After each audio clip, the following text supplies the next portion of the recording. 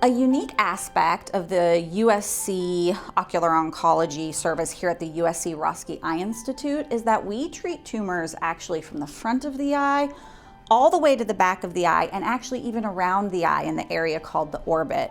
At most places, if you have a tumor in the front of the eye, you're seen by specialists in the front of the eye. If you have a tumor in the back of the eye, you're seen by specialists in the back of the eye. But that person may not be a specialist in ocular cancer or ocular oncology in general. Here, specifically trained ocular oncologists will evaluate you. Myself and my partner have training and a deep understanding of the ways in which the tumors of the eye interact with other parts of the body, the treatments and the best therapies that are available to them. And also, we operate specifically on these cancers, again, from the front all the way to the back of the eye.